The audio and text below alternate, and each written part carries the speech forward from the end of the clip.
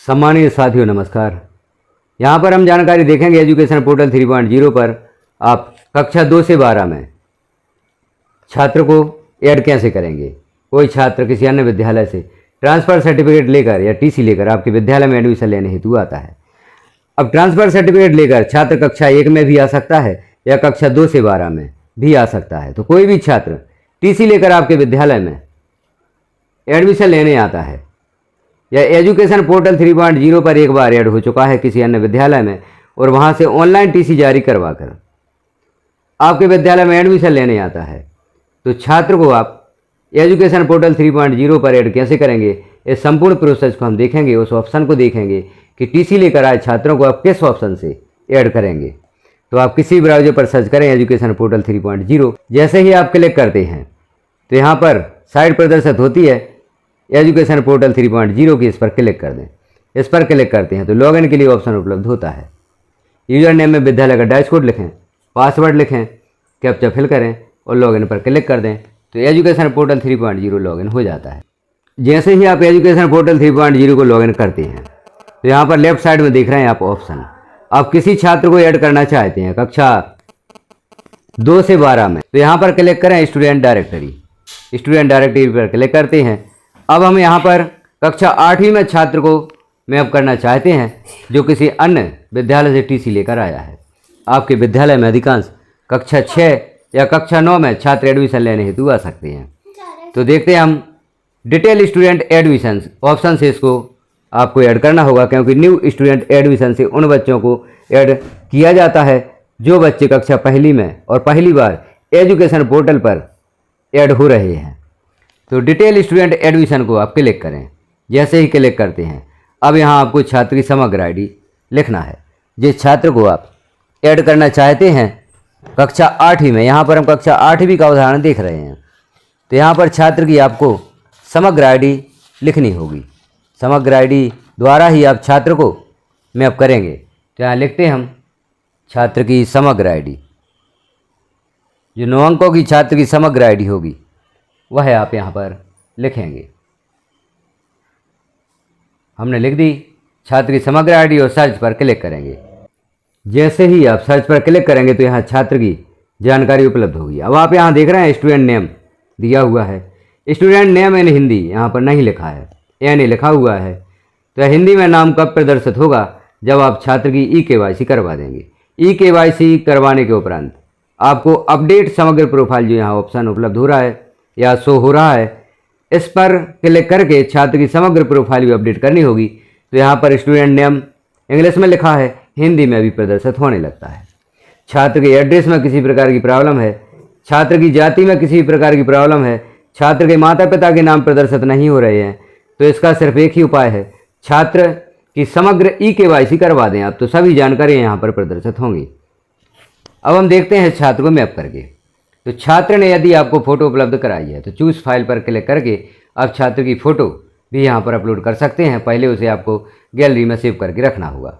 अब blood group यहाँ पर सिलेक्ट करना है। ब्लड ग्रुप यदि आपको नहीं पता तो नॉट नॉन यहाँ पर सिलेक्ट रहने दें। छात्र की कैटेगरी यहाँ पर प्रदर्शित हो रही है, रिलीजन भी, और father name mother name. Father name यहाँ पर नॉट अवेलेबल प्रदर्शित हो रहा है, अर्थात छात्र की KYC आपको करवानी होगी।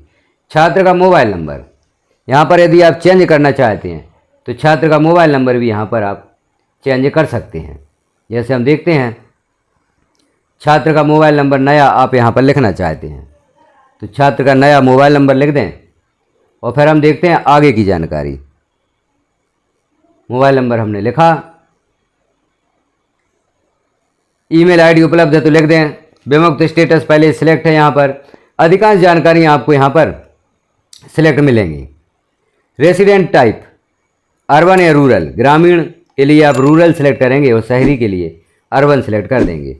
और medical status, medical test status यहाँ पर नो सेलेक्ट कर दें। और does student have sickle cell disease यहाँ पर भी नो सेलेक्ट कर दें, क्योंकि यह ब्लड से संबंधित बीमारी यदि छात्र को है तो यह सिलेक्ट करना है। अब यहाँ देखें स्टूडेंट का एड्रेस प्रदर्शित हो रहा है, सिर्फ ग्राम का नाम प्रदर्शित नहीं हो रहा है, तो यहाँ ग्राम का नाम आप लिख सकते हैं। स्टूडेंट अपर आईडी, स्टूडेंट की अपर आईडी यदि बन चुकी है तो यहाँ पर अपर आईडी आप लिख दें। ओनली गर्ल चाइल्ड ट्वेंस, यह जानकारी आप पूर्व से यहाँ पर भरते आए हैं, तो यहाँ पर जानकारियाँ आप सिलेक्ट कर दें।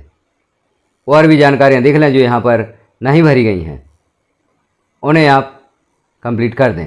जैसे रेसिडेंस, दूरी 10 एकड़, whether land is more than 10 एकड़, यदि 10 एकड़ से अधिक भूमि है तो यहाँ पर यह सेलेक्ट करना होगा, अन्यथा नो सेलेक्ट कर दें। अब यहाँ देखिए प्रीवियस अकादमिक ईयर इन्फॉर्मेशन दी गई है। परसेंटेज यहाँ पर 100 लिखा हुआ है, यहाँ परसेंट आप छात्र का सुधार सकते हैं। यहाँ पर परसेंट जैसे हमने लिखा, और एप्लीकेबल फॉर स्टूडेंट रेसिडेंस, यदि छात्रावास में रहता है छात्र तो यह सिलेक्ट करना होगा, अन्यथा नो सिलेक्ट रहने दें और आगे की जानकारियाँ देख लें। यहाँ जैसे डेट ऑफ एडमिशन, छात्र के एडमिशन की डेट आपको यहाँ पर सिलेक्ट करना है। तो आपके विद्यालय में छात्र जब एडमिशन लेने आया है वह दिनांक सिलेक्ट कर दें, किस कक्षा में आप छात्र को एडमिशन दे रहे हैं वह कक्षा यहाँ पर सिलेक्ट कर दें।